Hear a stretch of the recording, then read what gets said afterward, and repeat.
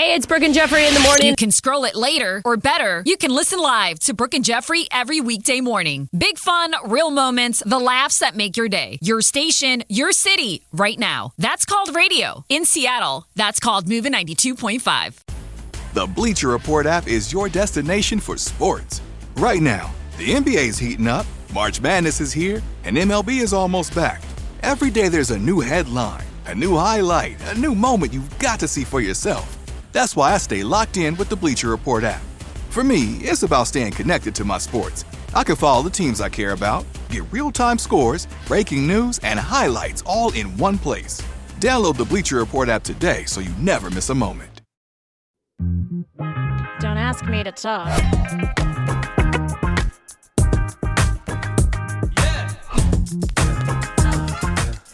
And welcome to yet another exciting edition of Don't Ask Me to Talk. I'm one of your podcast pals. I'm Eric Reiner. Hey, I'm the other one. I'm Stacey Heller, and it is so great to be back. This is my one beacon of normalcy in the midst of this crazy move that we've gone through recently. What?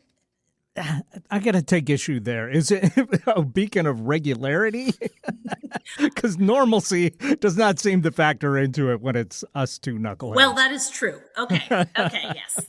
You are correct. I mean, if you were being accurate, then yes, you are correct. Because it's the one thing, like, we were supposed to record yesterday, and, you know, it turns out that there was a clock guy come in to clean my clock.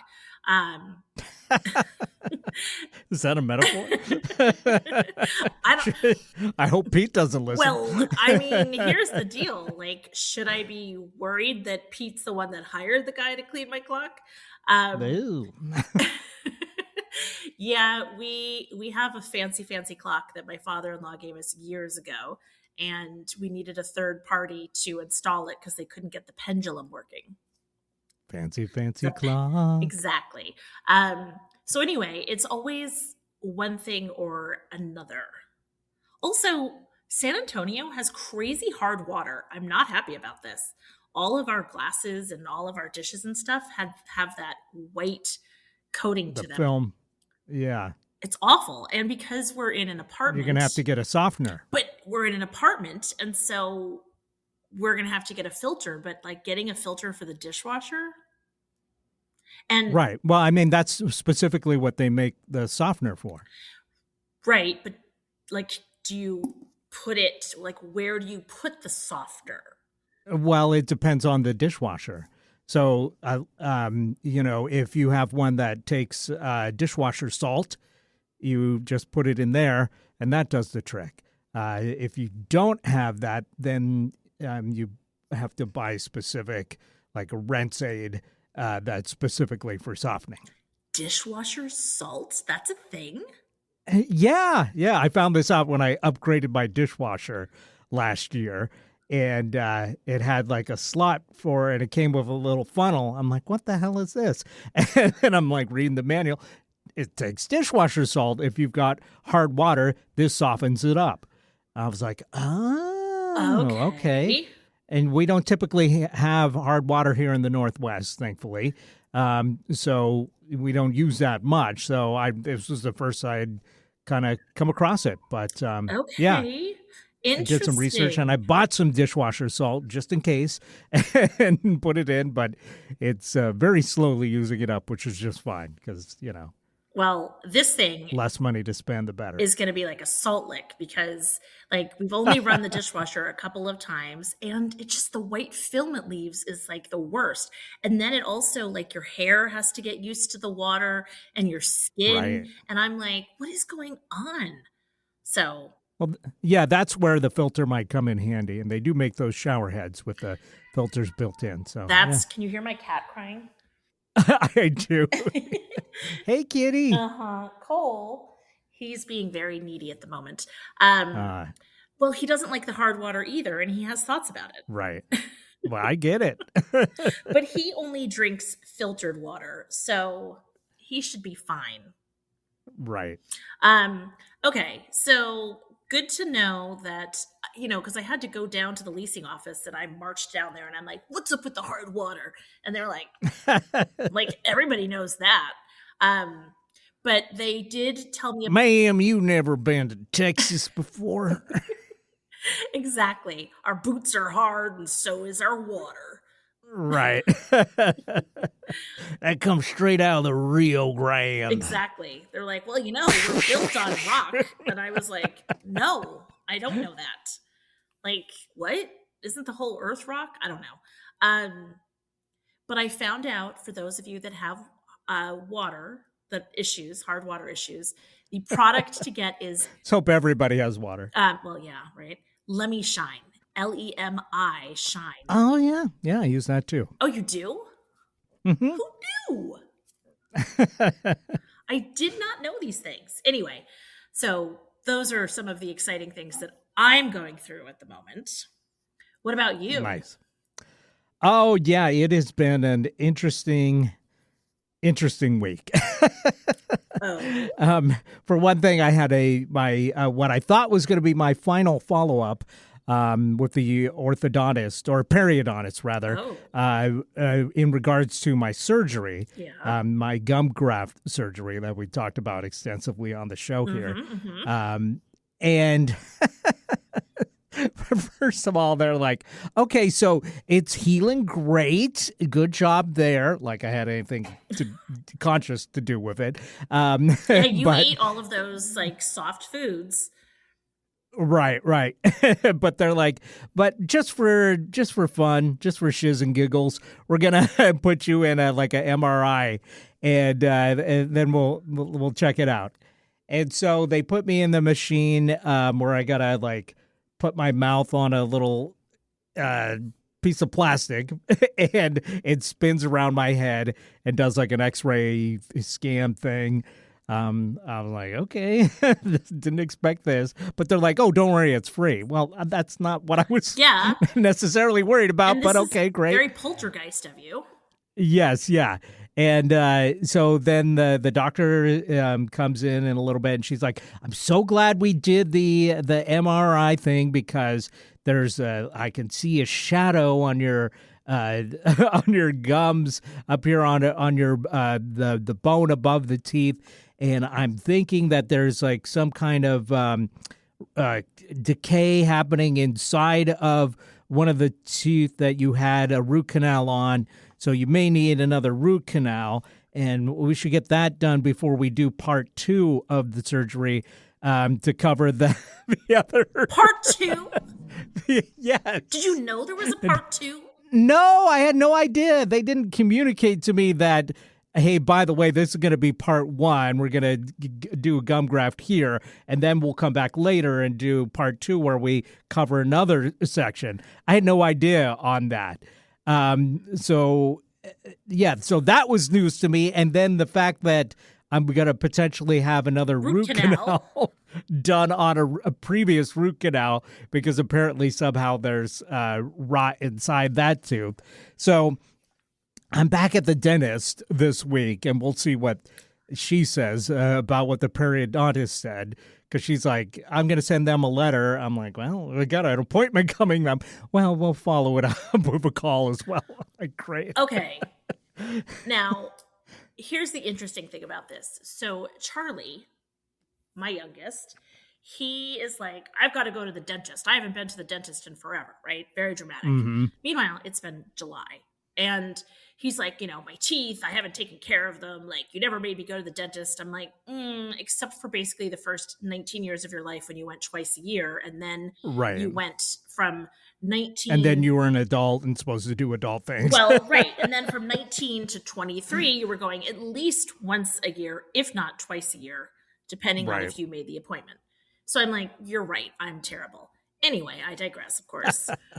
So he goes to a new dentist in California, and they're like, looks good, but you might need to have some periodontal work done.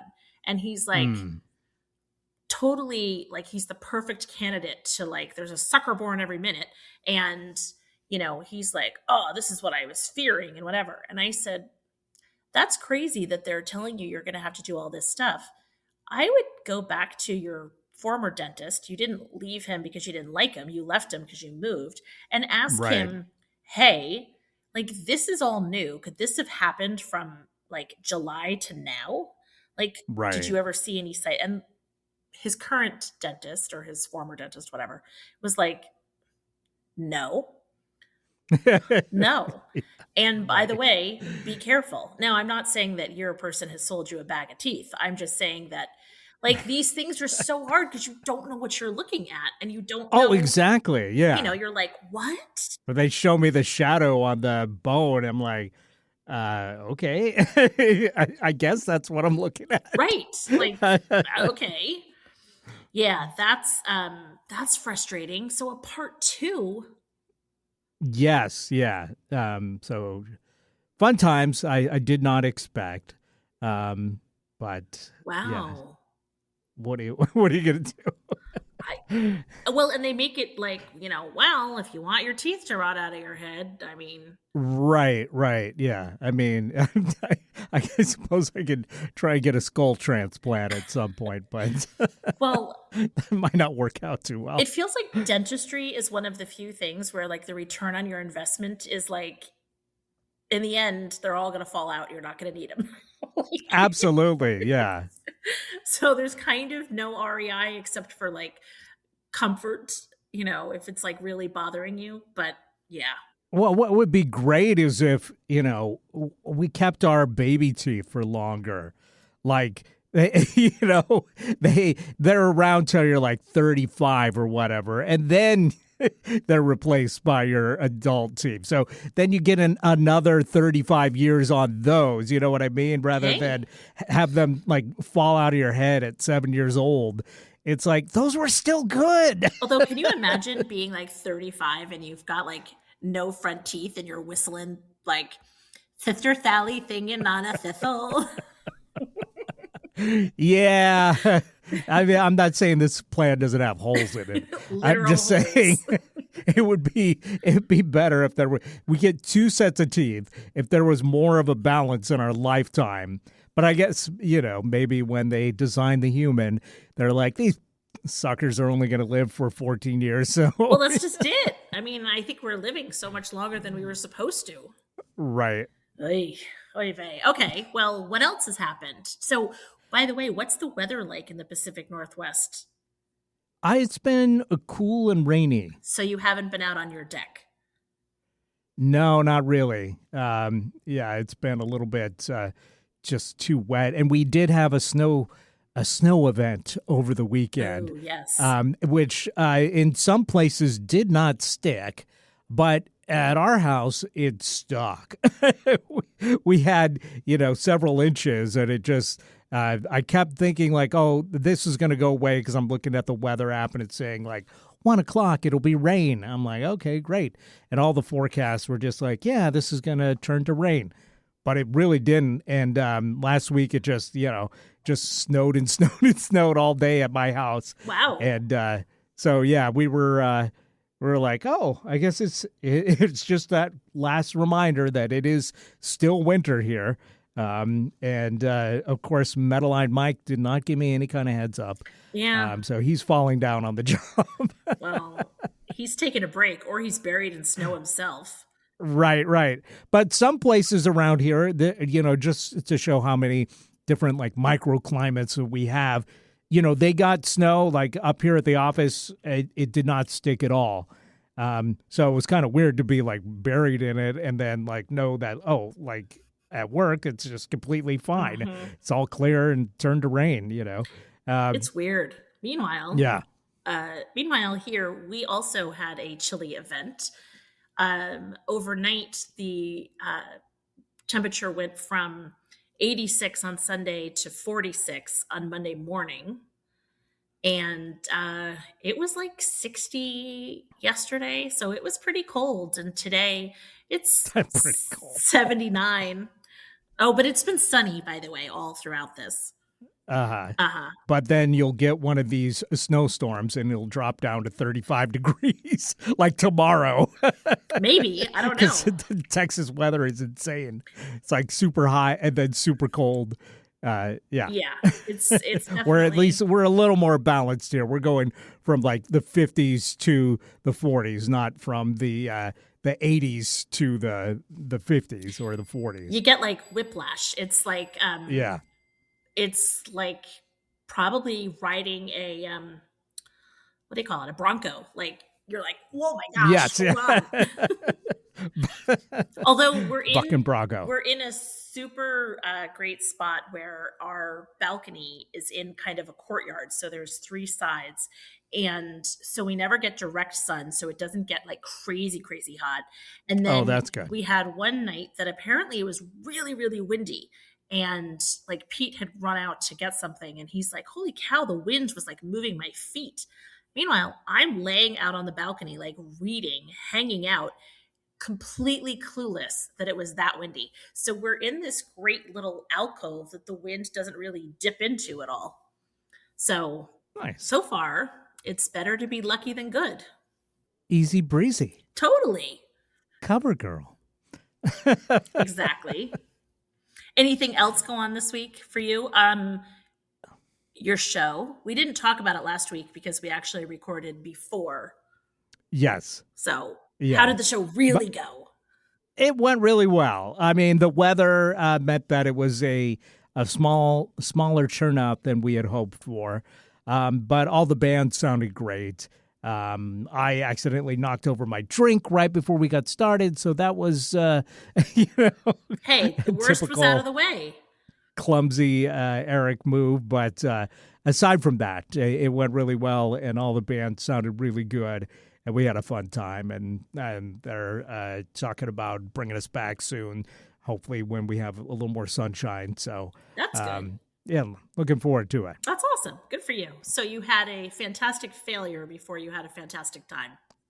Right? Which, oddly enough, is our topic for today, thanks to the Wheel O Topics. Mm-hmm. So in our last segment on the show, we're going to dip down into what our fantastic failures were. And by that, we mean failures that led to good things. And maybe we'll come up with some examples of failures that turned out to be good for humanity as well. Maybe it was just so much of a failure. It was fantastic. Right. Like, I mean, nothing like spilling a drink right before you're about to go on, right? Yeah, it was kind of a bummer. I know. Because then I had to ask for paper towels, a little embarrassing, but it is what it is. It is what it is, and that's the thing. Yeah. That's the attitude to have about failure in general, right? Yes. Yeah. Yeah. So, anything else exciting with you this last week? we sold the house. Hey, congratulations. Yep. The house went on the market on the 12th, and on the 13th, my birthday, we got a late offer, which we ended up accepting the next day. Congratulations. That's a great birthday present. It's awesome. The fact that we got an offer that was over asking, no inspection, no contingencies, full steam ahead. It was like, whew, okay, because this is a crazy market. The world is a little crazy right now. It really is, yeah. And speaking of your birthday, did you have a good birthday? I did have a good birthday. We went to the Culinary Institute's restaurant, and that's a really cool experience because the students that are there, they make the meal, and then another group serves the food and is the front of house. And there's the bartenders, and they're all coming up with everything. So that was really fun. Of course, we didn't realize that we're such late eaters because we went at 7:30, and by the time we left, we were the last people there, and they were like, sorry, kitchen's closed, no dessert. And I'm like, okay, it's my birthday. And so they grabbed something that they had, and they said, how can we make it better? And I'm like, I want everyone to sing happy birthday to me. So that's the exact opposite of what I was. Well, I was clearly a few drinks in because I was like, I want everyone to sing happy birthday today. And I wanted to be like Red Robin. And so a whole bunch of kids. I mean, I don't mean it in a condescending way, but these are all students and they were all happened to be young students, came over and sang happy birthday to me. And so that was fun. So Nice. yeah, it was a good day. Come on, I got to be that annoying mom energy. I am just really surprised that 8:30 they're like, Sorry. because you came in at 7:30, Came in so I at imagine it was 7:30. around 8:30 when they're like saying, "Oh, we're closing up. Get the hell out of here." Yeah, I mean, like people were out. They were like cleaning the kitchen down and like Wow. closing the bar down, and I was like, "What is going on around here?" Right. Yeah, no, that is wild. I mean, I feel like since COVID, everything has like had reduced hours. But here we are, like, 6 years later, and we still haven't gotten back to regular hours. I kind of liked it when it came to like rock shows, because I remember like getting out at like 2 a.m. Right. on a weekday and going like, oh, I'm going to work tomorrow. Great. Right. Gonna go sleep for 5 minutes. But, restaurants, I really do hate that. We tried to go get a pizza at 8:30 and they're like, hey, sorry, kitchen's closed. And I was like, What? 8:30? It's 8:30. It's crazy. Right. I mean, it's just This is crazy. yeah. So Actually, it was 8 o'clock, but they're like, no, sorry, we close at 8:30, so we can. the half an hour we can, before. Yeah, you can go. You can take a pizza to go. You can't sit here. It was just That's like, ridiculous. oh well, yeah, no, thank you. I mean, I will say most of the restaurants that we've been going to, they seem to be open a little bit later because where we're living in the Pearl area is such a touristy spot. So maybe the Culinary Institute, they just have like shorter hours because it's the students and it's a school night every night. I don't know. Makes sense. But it was delicious, and I've now had pineapple pearls and cilantro babies, and like everything is like Cilantro baby. well, it's like Sounds like a new cartoon show. I know it's like here's some newborn cilantro sprouts, and I'm like Cilantro babies, yeah. little spicy, little sassy, always soapy. Yeah. Yeah. Anyway, it was delicious, and the students were really proud. And hospitality guy in the front was awesome. He gave me a whole list of places. He's like, "This is where my favorite Thai place is. This is where my favorite like honky tonk is," and gave me a whole list of places. So, Very cool. yeah, so it was a good birthday. Awesome. I'm very glad to hear it. And we are out of time for this segment, but we'll come right back and dive into our cultural blind spots for this week. Perfect. So everybody stay tuned to find out what they were.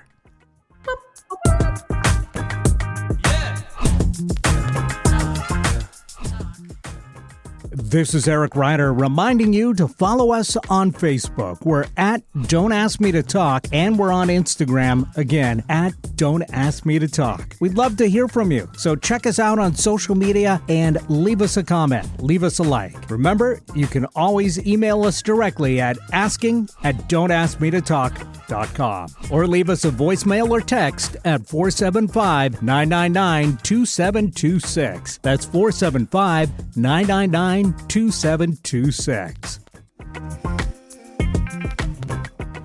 And we're back right here on Don't Ask Me to Talk. I'm one of your podcast pals. I'm Eric Ryder. Hey, I'm your other pal. I'm Stacy Heller. Okay, so are we ready? So I think we're ready. This is the segment where we like to talk about the cultural blind spots that we've crossed off our ever-expanding lists of culture that we have not consumed, but it feels like everybody else has. As we do this, we're finding out more and more that we're not alone. Even just between the two of us, we found out quite a bit of that there's big stuff that neither of us had taken the time to see before. And so that's been kind of refreshing to find out, okay, we're not alone. But it's also refreshing to finally cross these things off our lists. And I saw a big one this week, and I Oh? think you saw a big one this week. Typically, when we're talking about this, we're talking about like movies and TV shows that we hadn't hadn't had the chance to see yet. But of course, this incorporates all kinds of big pieces of culture. So Totally. And mine was inspired. Do you mind if I go first? I would love it. Okay. Mine was inspired because now that I have moved to Texas, that means that I have to like country, right? Sure. So, so I was unpacking and cleaning up and, doing my thing. And I was listening to like classic country. And I'm like, I don't know if I can do like the new country, but like, sure, give me some old country. And, let's see what comes up. So Dolly Parton, of course. I mean, come on. But I think everybody likes Dolly Parton, whether they're a country fan or not. Right. And, so more than just her like classic ones came on, but certainly 9 to 5 came on. And I'm like, oh, right. Man, 9 to 5. Tumble out of bed and stumble to the kitchen, pour myself a cup of ambition, yawn and stretch and try to come to life. Exactly. So jump in the shower, the blood starts pumping. Out on the streets, the traffic starts jumping with folks like me on the job from 9 to 5. There you go. Nailed it. Now I'm excited. Not really. Now I'm excited to hear the Battersea cover of 9 to 5. I think it's actually a good song and pretty innovative how they use like the typewriter percussion in it. I wouldn't even describe this song as country in any respect. No. Aside from, famous country singer Dolly Parton sings it. Right. But yeah, it's just an irresistibly catchy tune. It totally is. I mean, yeah. So anyway, so I was like, what am I going to watch this week? And listening to this station kind of over and over again, I heard it a bunch of times and I'm like, you know what? Gosh dang it. I'm going to watch 9 to 5 because the show or the song was written for the movie. Yeah. And I'm like, we all know that song and not everybody knows that it was written for a movie. So I'm like, this is a blind spot. How can I not? Which Dolly Parton actually starred in. Yes. With Jane Fonda and Lily Tomlin. Yes. And Dabney Coleman. Yes. So, and I'm trying to think, what year did 9 to 5 come out? And I remember seeing this in 1980 when it came out. I went with my mom, and I'm pretty sure we saw this at a drive-in. And when I was living in Reno, and I remember, enjoying it as a kid, but not really getting all the subtext and stuff. Right. But yeah, I remember it being fun, but I haven't watched it since. Well, I'll tell you what, it is not what I expected. First of all, as three kind of like titans of like Hollywood, right? You've got Jane Fonda and Lily Tomlin and Dolly Parton, who have all done a ton of stuff together. I mean, Lily Tomlin and Jane Fonda did something as recently as Frankie and Grace, a really great show that they did together. Like these are women that are feminists in their own right. They are people that have taken up causes, whether it's literacy or war or LGBTQ plus rights, like whatever it is, right? So I'm thinking that 9 to 5 is like this like silkweed type manifesto of feminism. And why would you think that from the theme song? I don't know. I didn't. But this is like almost a repeat of last week when I was talking about Key Largo, and my only knowledge of the movie was from the song Key Largo by Bertie Higgins. Yes. So, I'm like, oh, this is going to be like, this is the early stuff that they were like, and to a degree, I mean, it is, right? There's like the newly divorced mousy woman that's Jane Fonda that is like everybody's treating her like she's an idiot because she hasn't been in the work world. There's the Lily Tomlin, who is clearly the one that deserves the promotion and is getting overlooked constantly because she's not a woman. And then there's Dolly Parton, who clearly has certain assets that her boss likes and is trying to and take is getting advantage. sexually harassed constantly. Yeah. And so, but I'm watching this and I'm like, okay, first they get drunk and then they get high and then they fantasize about how they would kill their boss. And so each of them has like a scene. And the Lily Tomlin one, I'm like, are those cartoon characters? She's effectively in like Disney-esque, like Snow White dress with little birds tweeting as she's poisoning his coffee. And I'm like, what is happening? And well, it's a comedy. it is a comedy, but Yeah. it took me so off guard. And then the fact that they kept him hostage in his house, tied up and trussed, like a cross between a turkey and an S&M, like 50 Shades of Was that Grey. in his house? Yes. In my memory, it was in the office. No, it was in his house. Because isn't he has it at his desk? No, he's in his, well, Okay. there's a scene where it starts in his office and then they end up taking him to his house because his wife is away for Oh, period okay. of time. And so they've got him trussed up and I'm like, what is happening? And, you know, and then in the end, you're like, there's no way that they're going to get out of this. Like they steal a dead body. I mean, I was like, They steal a body? they steal a body from the hospital because they thought they killed him. Okay. There's lots in this I don't remember. I think I'm going to have to do a rewatch. Oh my gosh. I was like, what is happening, you women? And, you know, so like everything just becomes a whole nother thing. And then, you know, of course, in the end, he's ready to call the cops on him. He gets away and he's like, I would have gotten, like, you're not going to get away with it. You meddling kids.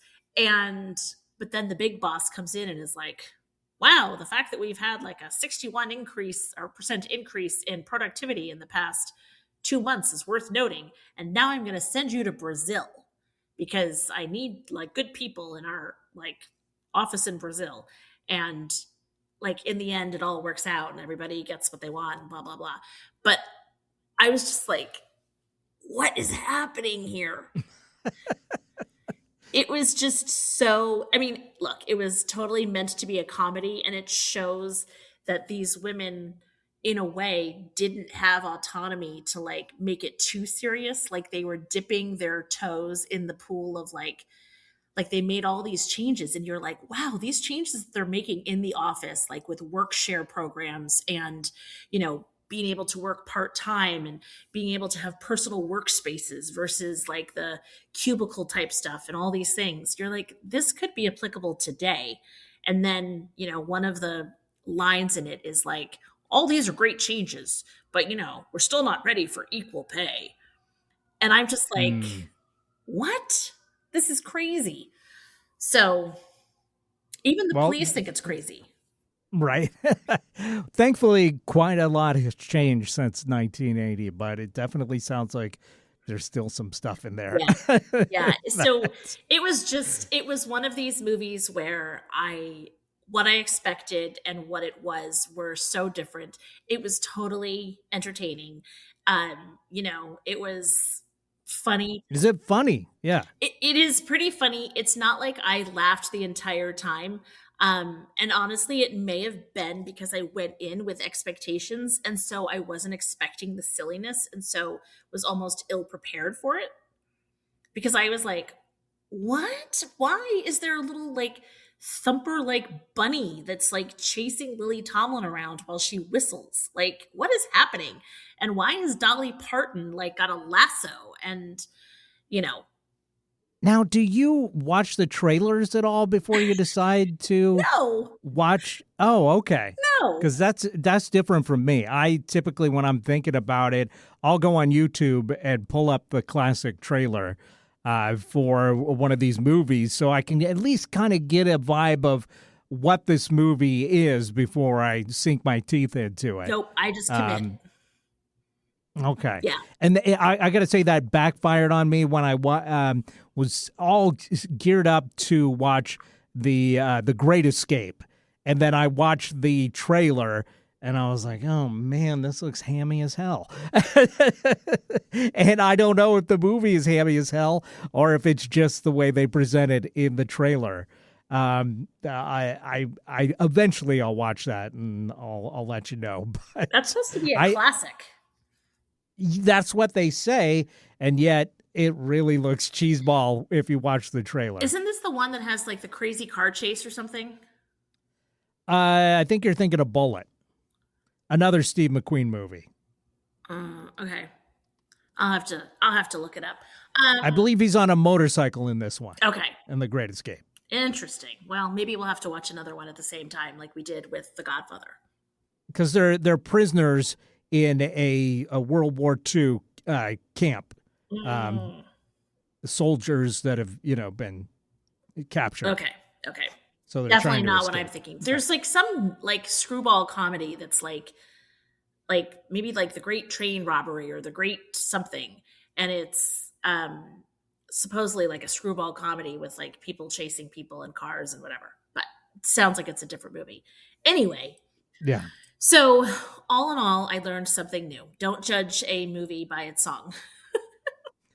Or do. We both learned that we both learned that over the last couple of weeks. But it was definitely fun, and it's crazy to go back in time and see when you watch a movie that is not a period piece but is set in supposedly present time, and see the fashion and like the way people are and what the norms were that nobody's even thinking about, and it's like, whoa man, times have changed. Yeah. So anyway, so that was fun. So I would give it a 7 out of 10. Very all right. Well, that sounds like one I may have to check out. Like I said, it's been a while. Yeah. Since I saw it. Just a minute. What about you? What did you watch?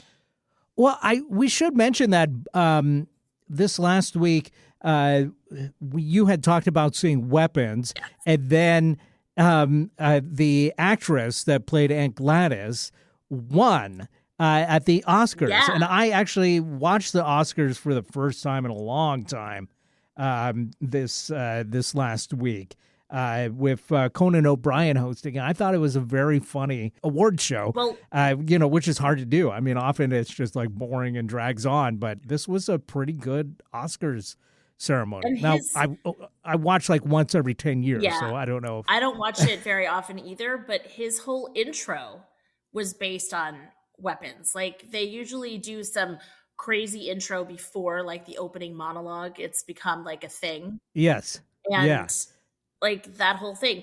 The only issue that I had with the opening bit that they did was they didn't have the kids fly the right way. Because if you'll remember, in Weapons, once they turn against Amy Madigan's character, Aunt Gladys, they don't do that. They just go nuts and chase her down. Oh, yeah. And so that's what they were parodying by having them chase Conan. So they're busting through the windows, breaking through people's houses, chasing him through various different movies. They weren't doing the Zoom thing. Yeah. They were doing what they did in the movie when they turned against Aunt Gladys. So, spoiler for folks out there, eventually the kids turn on her. But yeah, a fun movie and cool to see that get her nomination, and well deserved that she won as well. So, and I got to say, I saw two of the movies this year that took home Oscar nominations, because we talked about this on the show, but I saw One Battle After Another earlier this year. It's got some comedic moments, but it's not really a comedy. Okay. All right. No. I feel like I have to see that. It was a good movie, and I think at the time what I said was this is Paul Thomas Anderson's probably most coherent movie since his first one. Yeah. And I think, the Oscars kind of said that as well. And it won for Best Picture. Yeah. But it was nice to have a movie that I've actually seen win. take that win. Yeah, I agree with that. half the time it's like, what are these? And very often you're not even compelled to go see the movies just because they seem like untouchable. Right. And I think I'm going to have to watch Sinners Yeah. this week, which was another big winner. Looks pretty interesting. Yeah, I agree. I'm going to have to, that one and the One Battle After the Other, I was like, all right, I'm going to have to watch these and check them out. Yeah, they're both on HBO Max now, if you have a subscription to that. But I'm sure you can find it elsewhere as well. Oh, yeah. Okay. The movie that I watched as a classic movie that I had never seen before, but was interested to check out. For one, it's on the AFI Top 100, which I have talked about trying to get back to with these classic movies. But I only knew about this movie because of the song. Mama's gonna buy you a mockingbird. No, I'm kidding. I did,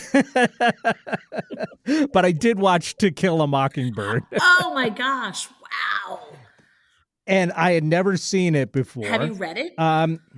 I did not read it. I think it was actually required reading in high school, and we probably watched the movie in class after, because they typically would do that with assigned reading. Yeah. I remember, like, you're supposed to read this book, and then after we do the report on it or whatever, then we'll show you the movie. Right. I feel like I zoned out completely on both the book and the movie, and I probably just came up with some BS to get through that assignment because I did not read it. Yeah. Cliff Notes, I read it, and I remember loving it. And I saw the movie years ago. What did you think? I liked it a lot. Yeah. I really thought it was good. It was interesting in a lot of respects. It wasn't what I expected, because there's a lot of this where it's just the kids, and like the movie, that like the music and stuff makes it feel like almost like an episode of Leave It to Beaver or something. I was gonna say it's like Opie or whatever the Ron Howard was when he Mayberry. Yes, yeah, like it's like the Andy Griffith show. Like do like just slice of Southern There's a lot life. of that where the score just kind of undermines some of the tension, where it definitely feels like, yeah, exactly like the Andy Griffith show or Leave It to Beaver or something, one of those black and white sitcoms from the early days of TV. And so that part was a little bit jarring because it was like, oh, I thought this was like this serious classic movie. But as the story unfolds and the performances yield more, it shows why it is, this revered classic. And I was glad to finally see it and check it off my list and understand what that. I don't feel like there's a lot of this movie that has like little quotes or whatever that people say all the time, Right. like Luke, I'm your father, or whatever. Even misheard stuff like that. But it is definitely one that still gets talked about, and it's definitely one that's still relevant to this day, as we still have cultural and racial clash and class clashing, because this is like a poor Southern community, and an African-American man gets accused of rape by a white woman, and it's falsely accused, we should say. And then, I want people to watch it, so I won't give away what happens there. But a big part of this movie is Gregory Peck's character, Atticus Finch, as the defense lawyer arguing the case on behalf of his client, Tom Robinson, played by Brock Peters, who's terrific in this. And so is Gregory Peck and the children, Mary Badham and Philip Alford. And yeah, it's good, but boy, that really threw me off the kind of sitcom-y score to it in parts. Well, I think the fact that in a way the movie is through the eyes of like, kids learning something. And it Right. also shows that in the South, like everything is supposed to be as sweet tea. And like we keep everything normal, and all of the, you know, the yucky parts, the uncomfortable parts, the ugly parts Mm-hmm. are, covered up. And you know what? I also, the other thing I knew about this was that Boo Radley was in it, and that he was played by Robert Duvall, one of his very first roles. And I like Robert Duvall, and I just kept waiting for Boo Radley this whole movie. I'm like, where the hell is Boo Radley? He's inside. Yes, yeah, he's inside for the whole movie. They finally show him in the end. So that I just, again, I had misconceptions about the film. So it was nice to finally have that like fleshed out in my mind. Mm-hmm. But yeah, I think it's one you can't go wrong watching this film. Yeah, it's a classic for a reason. Totally. I just read a book a couple of weeks ago called Book Swap, and in it the characters are putting notes in the margins and stuff, and sharing the books back and forth. And one of the books that they annotated was To Kill a Mockingbird, and the woman that reads it is like possibly like the dreamiest man in fiction. And a lot of like, just I think this idea of being like a good father and a good person with a conscience and these kinds of things, it's like, the dad. Well, I mean, in a time too where kids could just do whatever the hell they wanted, just run around the town completely unsupervised. Oh yeah, he's a great dad, but he doesn't watch his kids. Well, he's busy. He's busy. Sure. Don't worry about it. Don't worry about it. Yeah. There's the scene where he's like, asking the housekeeper to stay over. I need you to stay over tonight because I got to go take care of something. And she's like, sure, no problem. She had one job. Watch these damn kids. And they all immediately run off. Yeah. Yeah. I mean, thankfully they do because they end up stopping a lynching. Yes. There's that. But it's the middle of the night. Do you know it's 11 o'clock? Do you know where your kids are? Hell no. We've no clue. I'm pretty sure they're stopping a lynching. Yes. Yeah, well, there is that. Well, I'm glad you finally watched it because I remember loving the book as a kid, and then seeing the movie and being like, also Gregory Peck, not too shabby to look at.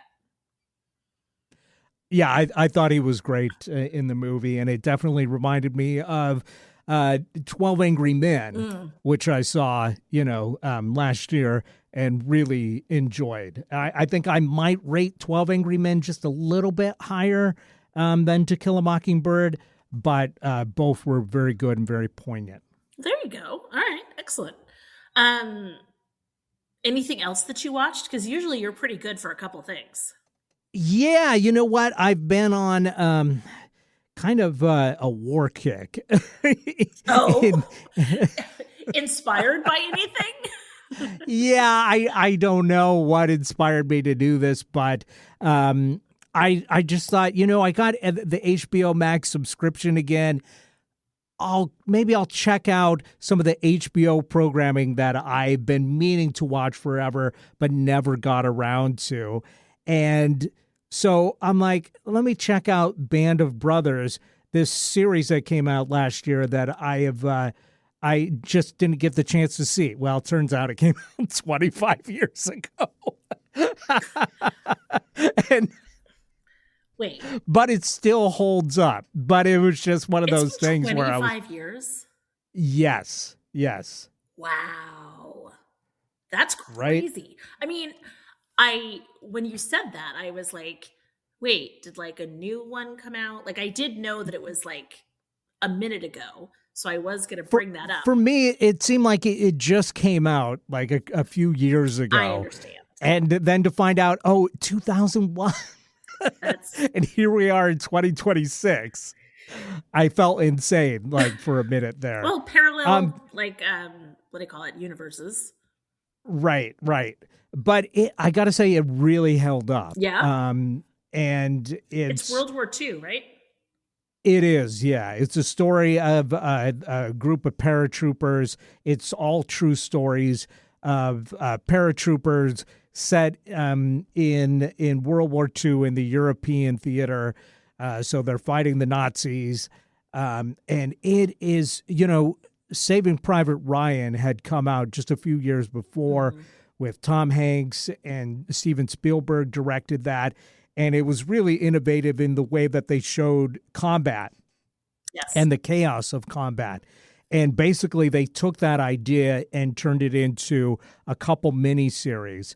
One was Band of Brothers from 2001, and then I believe 2010 was the follow-up, The Pacific, which told the other half of the war, essentially, for the soldiers that were, fighting the Japanese. And boy, both, I ended up watching both series in relatively quick order because they're only 10 episodes each, but they are brutal.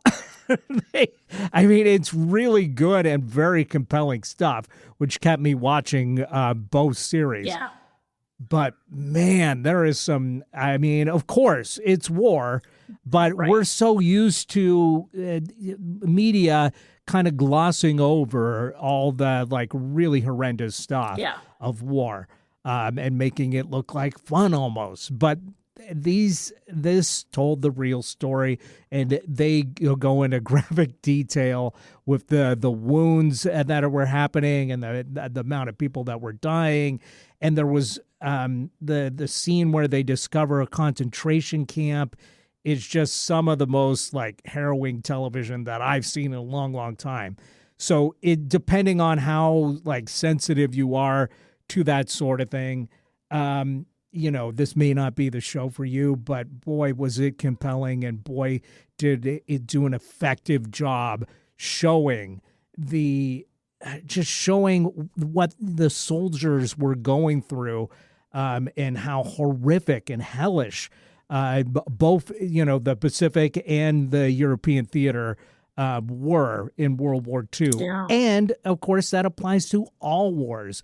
So luckily, nobody would be foolish enough to send our soldiers into harm's way without giving it serious consideration of whether that could be avoided. I feel like we've learned those lessons. Absolutely. And thank goodness for this show, because once people watch this, they would never, ever be foolish enough to just start a conflict that could be avoided in some other way, because as we all know, war is a serious thing that deserves to be taken seriously. And thank goodness our leaders recognize that. 100%. And really get the fact that it's not a diversion tactic from other things going on. Right. Yes. But yeah, I highly recommend both the Band of Brothers and The Pacific. If you haven't seen them, if you can handle it.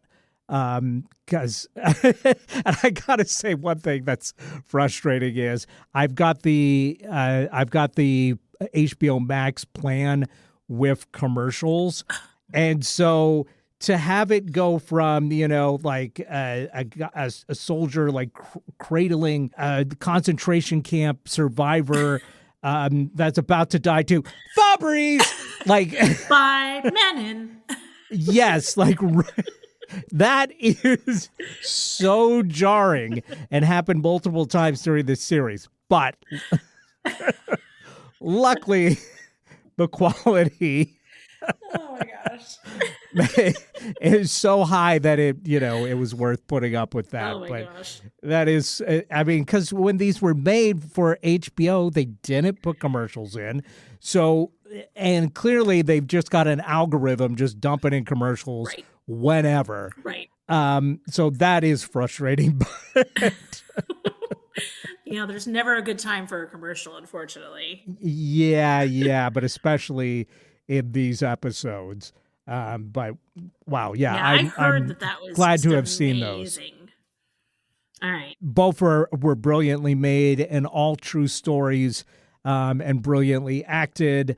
And the special effects still look incredible. Wow. To this day. I don't remember hearing about Pacific later. as much as I did Band of Brothers.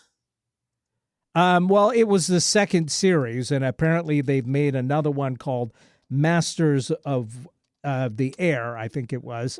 But I think that's just on Apple. Okay. At this point. But a lot of the guys that were in both of these series have gone on to be big time stars. Interesting. Since then. Okay. I'm trying to think, like, for instance, Ron Livingston is in the Band of Brothers, Donnie Wahlberg, and I'll just say it. I think I actually like Donnie Wahlberg's acting more than his brother's, and I think I might actually like his brother's music more than I like his. But wow.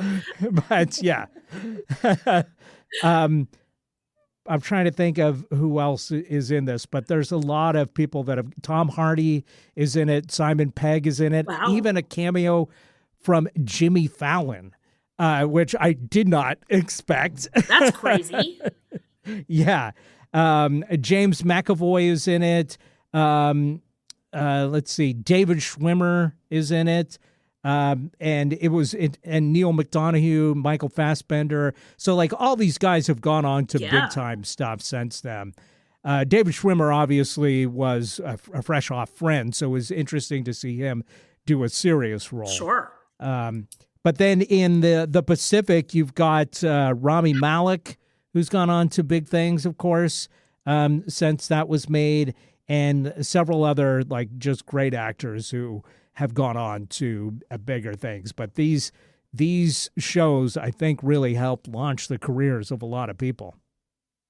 So interesting. Okay, well, I guess I'm going to have to see if I can watch it. Yeah, give it a try. Let me know what you think, because it might be a little too graphic for you, but you can always turn your head. And then we all know that you only listen to shows rather than watch them. So it's true. It might be just fine for you. It totally might be just fine. I mean, we still don't have... That sounds horrific. Candy Crush. Candy Crush. No, it is Merge Mansion, not sponsored. Okay. Yeah, it's true. Maybe this would be a good one to listen to. Right. Well, otherwise, I saw some other stuff, but we'll save that for the coming episodes.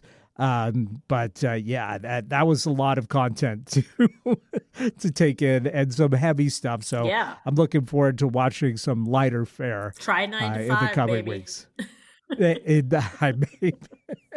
I may do that. There's cartoons and lassos, and like it's a lot. That sounds pretty good at this point. Nobody's having their legs blown off. No. Not at all. That would be an epic failure for a movie, right? See what I did there? Yes. Well, you know what? We are unfortunately out of time for this segment, because we got to get to our top topic, our great debate, if you will, where we're talking about fantastic failures today. Yes, we are. All right, let's take a quick break here, and we'll be right back. Stay tuned.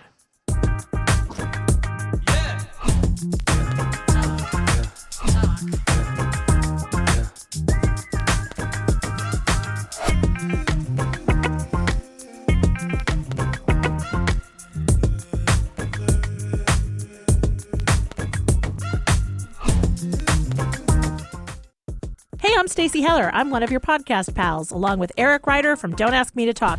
Are you liking what you're listening to? Awesome. We would love if you would follow us on social media. We're on Facebook and Instagram as Don't Ask Me to Talk.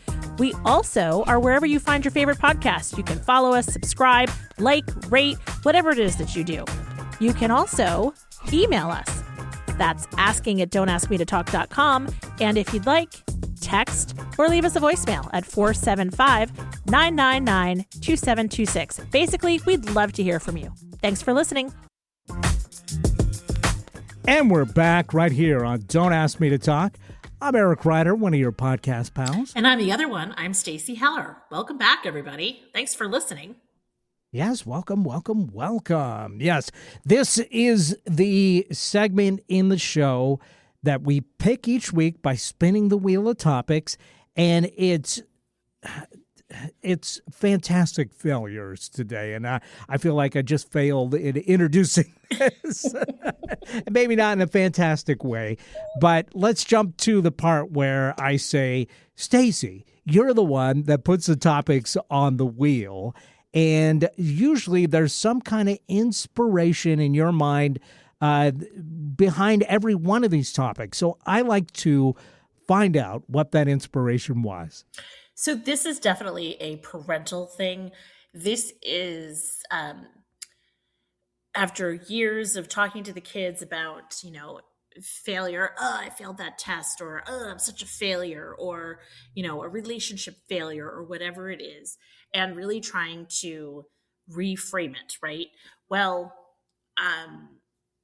it's like, well, maybe that was meant to be, or maybe that wasn't for you, or hey, something good came of that failure, or, again, taking on the parental voice. If you think about the way that discovery works and curiosity, like if it weren't for continued failure in science, we wouldn't make any progress. Like you have to fail so that you can think about like, okay, well, that didn't work. So now let's try this. And with every little bit of knowledge that you get closer to success. And so it's really not failure. Like failure seems like such like doomsday, like it's the penultimate thing, but it's not really. But we make it to be that. And so I was academically disqualified from college, aka I failed out of college.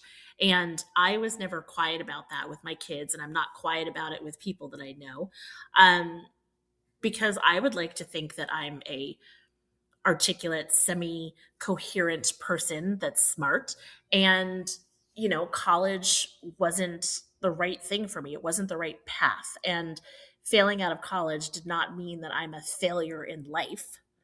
And so it's just kind of came from what are those things that are on a more sincere note or genuine note, those things that you feel like you failed, but really, thank God you failed, right? It turns out that the path wasn't meant for you.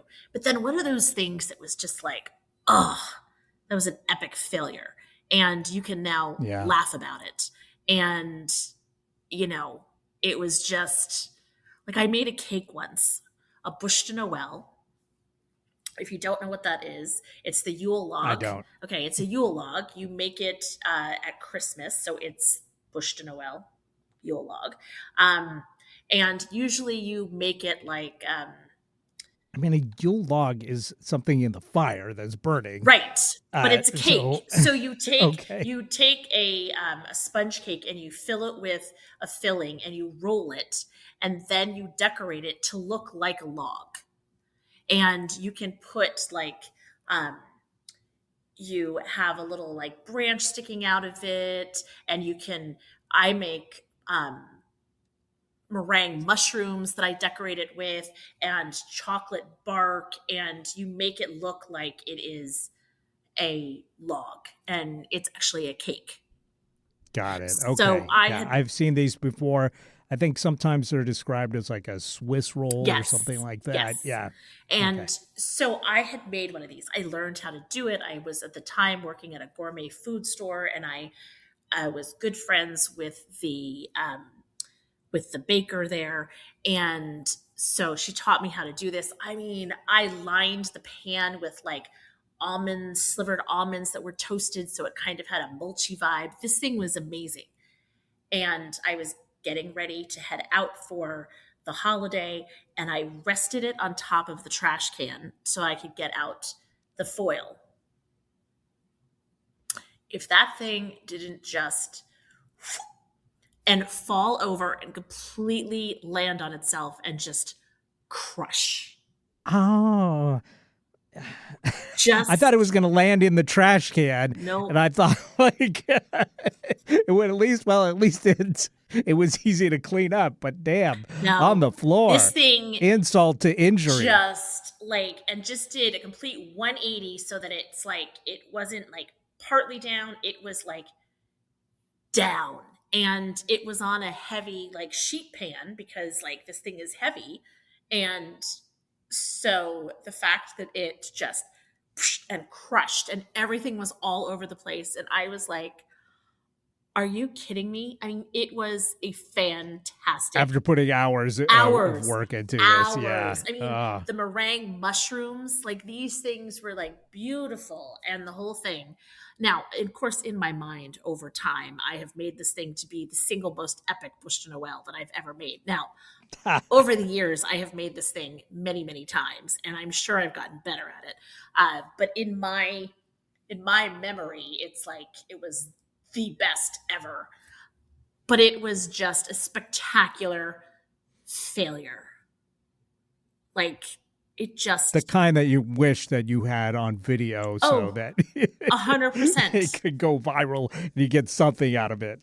Yeah. I mean, I have a few of these. I have the time that when Annie was little, she had one of those like little wood sandboxes that has like the sides of it. You kind of sit on like a bench.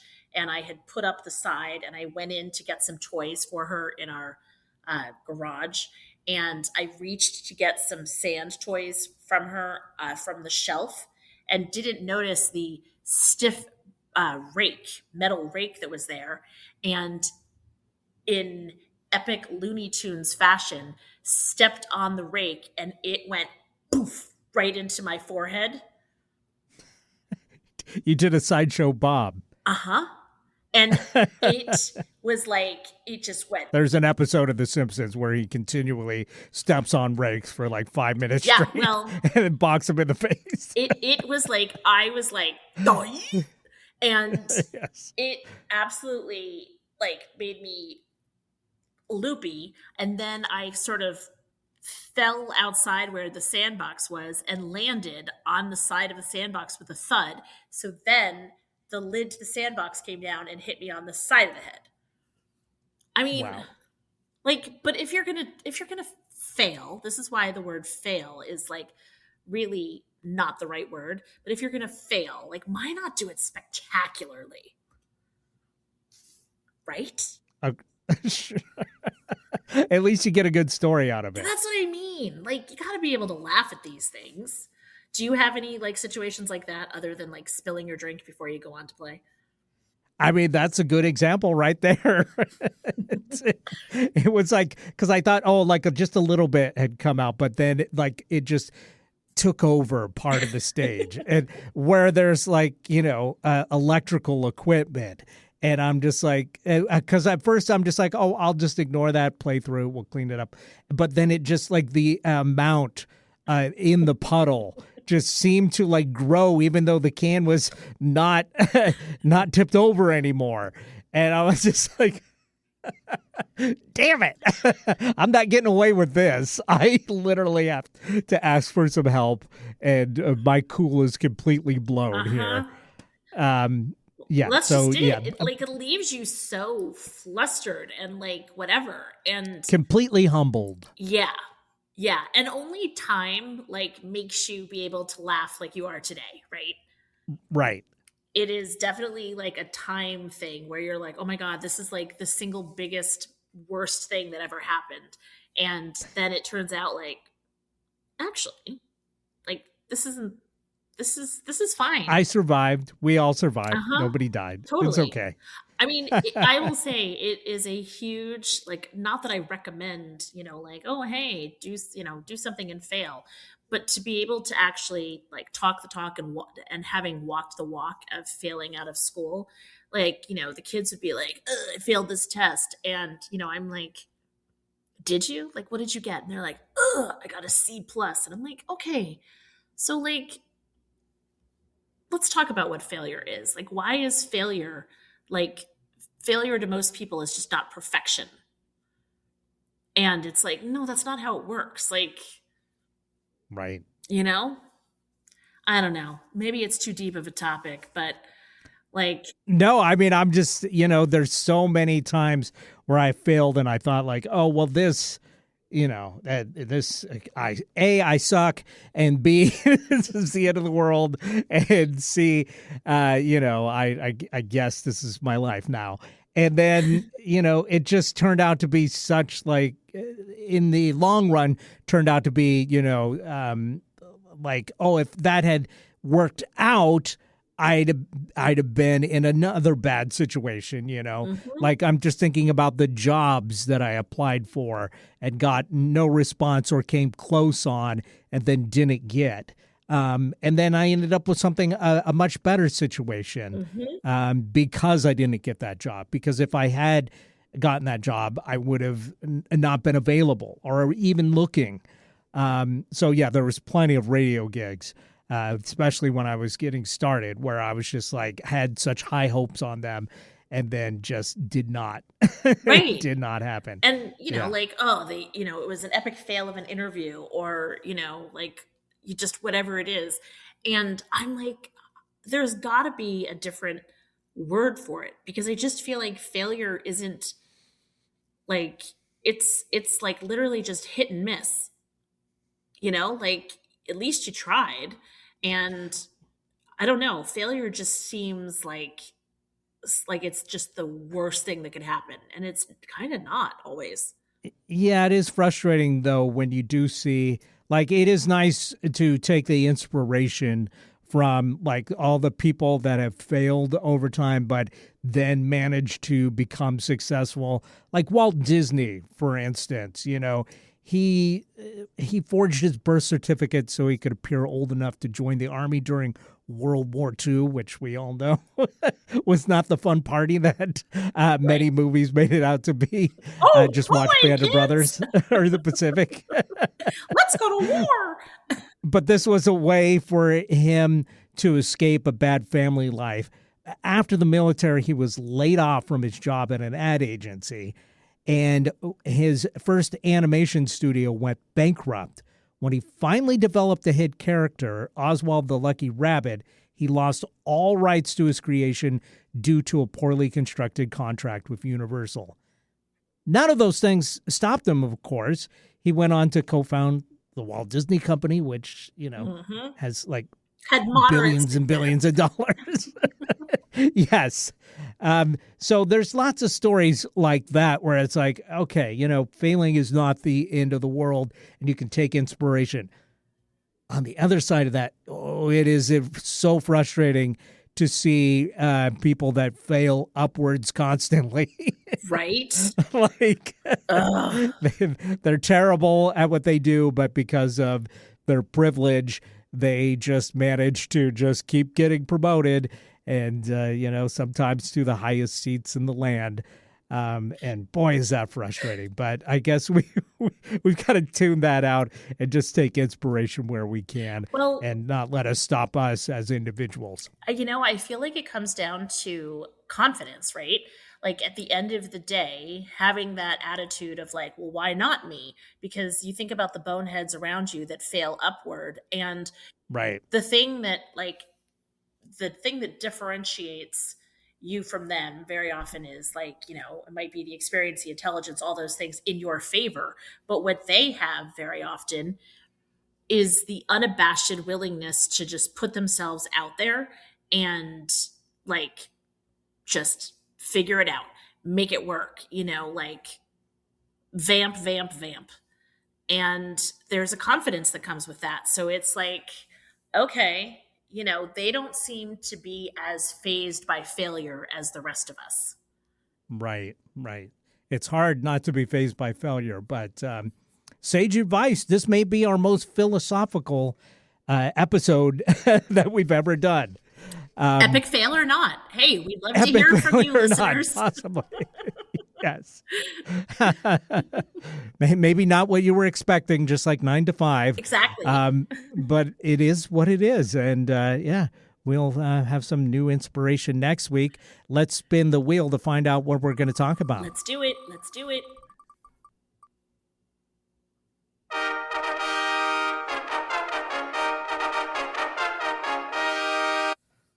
nicknames. Oh, okay. Nicknames. What are ours? What do we think of them? Do you outgrow them? Let's talk about it. Yeah. Something to think about. Something to think about. My name does not lend itself to nicknames as easily as others. Eric and I always felt, I mean, it rhymes, but does that mean anything? No. So I've always felt somewhat lucky in that respect. But, I think I've had, a few nicknames over the years, and I can't wait to hear yours. So everybody, stay tuned. Next week, we'll be back with a brand new episode of Don't Ask Me to Talk. Thanks for listening today. Have yourself a wonderful week. That goes for you too, Stacy. Yeah, thanks, Eric. Thanks, everybody, for listening.